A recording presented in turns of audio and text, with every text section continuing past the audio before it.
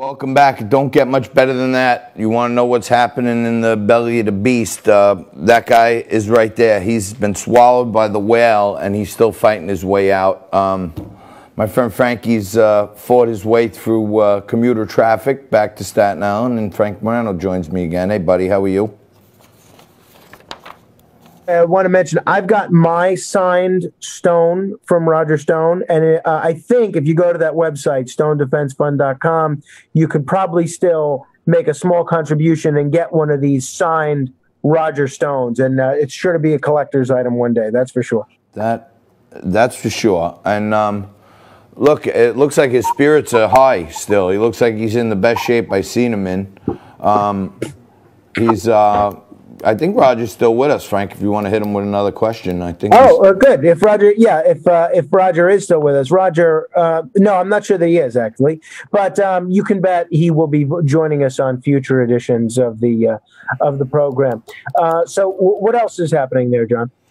Well, I mean, the market's just diddling around now, down 100. Really, nothing on the financial front. I'm keeping my eye on a whole bunch of these. Commercial real estate stocks, which I think are in some major trouble. But yeah, other than that, I mean, I think the big news of the day is I was explained by Patrick that, you know, he was what he referred to it as an asset, like he wasn't an informant. And it sounds like what Roger's saying right there is that Patrick Byrne himself was an FBI informant.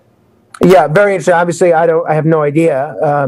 You know, I can't speak to that, but it's certainly very interesting. I have been informed that these signed Roger Stones are available at stonecoldtruth.com. So you can get those signed Roger Stones on there. But it is interesting. That's sure to make some waves. Stonecoldtruth.com if you want your Roger Stone signed stone. Roger ... Stone. Yeah, and I think the Roger Stone Did Nothing Wrong T-shirt is still probably available on there as well. But it's going to be interesting. I like the addition. Roger Stone still did nothing wrong. I hadn't seen that one yet. Yeah, very interesting. Roger's never lacking for creative ways to brand. That's for sure. I'm wondering if me and you should get those shirts. John and Frank still did nothing wrong. Well, you know what? Roger might not have done anything wrong, but he is a convicted felon. And, you know, one wonders if that degree of kind of thumbing your nose at the Justice Department and your would-be tormentors maybe invites a little bit of that scrutiny. So, well, we've both been outspoken advocates. We've had them on our shows.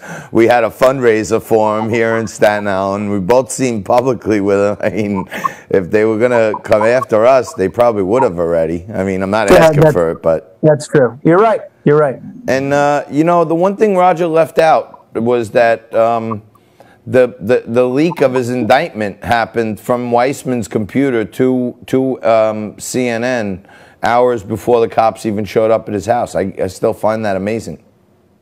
Yeah, I don't know that that's the case, but it does seem interesting and a little too coincidental that CNN was present as Roger was arrested. First of all, the whole manner in which, and there's a lot of other stories in the news that I hope we can get to, but the whole manner in which Roger was arrested as if he was El Chapo when he'd never been arrested before, didn't own a gun, was not considered to be dangerous. It was so telling of what the FBI agents and the Justice Department people that were involved in this prosecution were interested in, which was intimidation. They weren't interested in administration of justice. They were interested in intimidating him into flipping and hopefully giving incriminating evidence about some high-profile people within the Trump campaign or Donald Trump himself. So I think, again, I am never hesitant to talk about the areas in which I think the president is lacking, either in terms of style or substance. But whether you love Donald Trump or hate Donald Trump, you've really got to be upset about the handling of this Roger Stone case. I'm upset that we have to take a break, but we're going to take a quick break and come back after this.